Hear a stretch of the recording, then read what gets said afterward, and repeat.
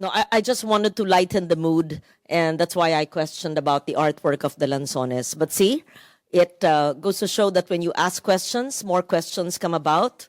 How we said that Rizal planted Lanzones in Dapitan, and Ambet said that Maria Makiling took out the poison from Lanzones. We already have two schools of thought, and I'm sure our imagination will people the air more.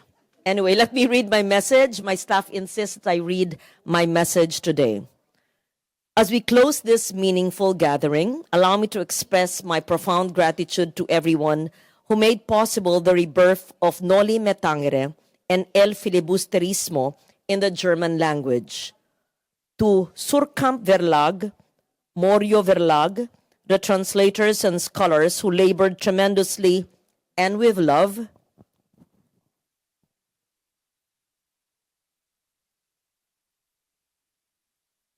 for ensuring that Rizal continues to speak to the world. There is deep symbolism in being here in Frankfurt, not far from Berlin and Ghent, where Noli and Fili first saw print more than a century ago. And here we have come full circle. The works that once challenged the conscience of an empire are now returning to Europe, not as cries of the oppressed, but as invitations to dialogue between past and present, between nations, and between cultures that continue to serve the common good.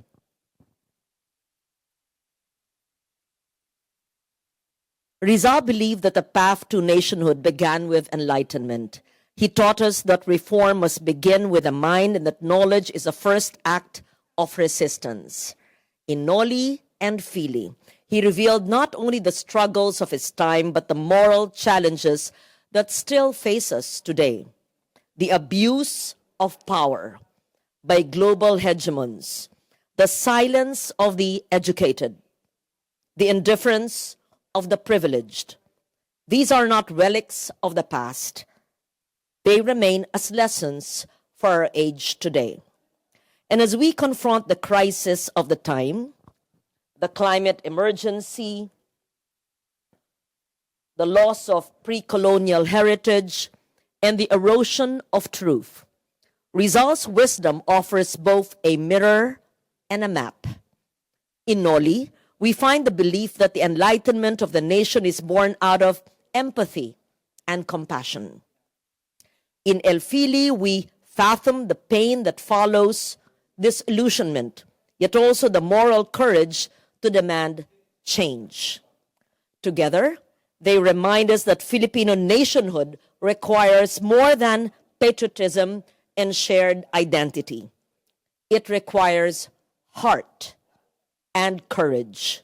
The heart to feel the suffering of others and the courage to act on it.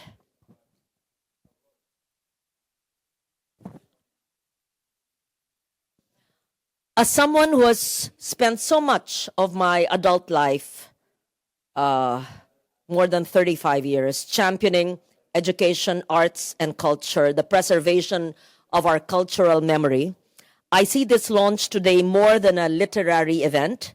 I see this launch as an act of renewal, a promise that our stories, when told and retold, when shared beyond our own borders, can still change lives and nations. To our German friends, may these translations open new paths of understanding between our nations. Rizal's writings remind us that the pursuit of knowledge and compassion is a shared human endeavor that transcends geography and time. To our fellow Filipinos abroad, may this remind us that we are heirs to a rich tradition of thought and conscience. Wherever we go, the wisdom of Rizal's words can guide us towards the heart and courage necessary for our national survival. And as we close, let us remember what the words of the young Crisostomo Ibarra, who is Rizal's reflection of his own ideals in Noli and Tangere. And I quote, "I seek truth by means of study, for I wish to be human. unquote. May this remind us that to learn is to live with purpose, that our shared humanity is strengthened each time we seek truth, justice, and compassion. Maraming salamat. Danke schön. Thank you very much. And may Rizal's light continue to guide us all. Thank you to our poets, our readers, and the heir of Rizal. We bow to you. And of course to our GOH team, Neni Santa Romana Cruz, Christian Cordero, Ani Almario, Karina Bolasco, Ria Brino, Patrick Flores, Nida Ramirez, and the NCCA, NBDB, and everyone who has helped out. Maraming salamat po. Thank you. And where is Ambet?